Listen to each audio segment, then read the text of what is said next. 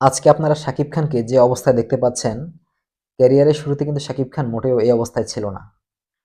ক্যারিয়ারের শুরুতে শাকিব খানকে অনেক স্ট্রাগল করতে হয়েছে, অনেক কষ্ট করতে হয়েছে। আমরা হয়তো শাকিব খানের সফলতার গল্পটাই আমরা জানি। কিন্তু তার পেছনে তার যে কষ্টের গল্প, তার যে এই অবস্থায় উঠে আসার গল্প সেটা আমরা জানি না।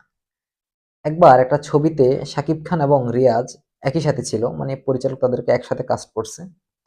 তো তাদের ছবির একটা অংশে তাদের শুটিং ছিল কক্সবাজার। তো সেখানে তাদের ৩-৪ দিনের একটা শুটিং ছিল।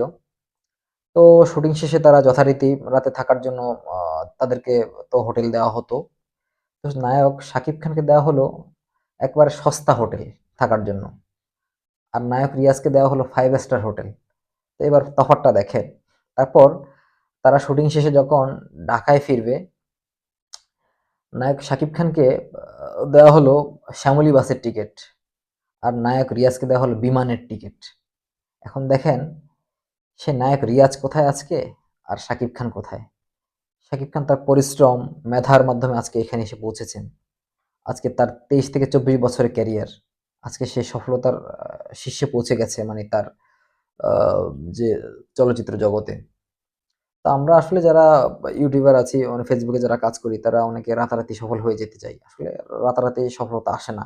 শাকিব খান ২৩-২৪ বছর আ পরিশ্রম করার পর তার আজকের এই অবস্থান। তো আপনারা যারা ওই ৩-৪ মাসেই সফল হয়ে যেতে চান, আ অনেক টাকা ইনকাম করে ফেলতে চান, আসলে এটা বাস্তবে সম্ভব না। ধৈর্য ধরতে হবে, পরিশ্রম করতে হবে, কাজ করতে হবে। একদিন সফলতা আসবেই। ধন্যবাদ সবাইকে।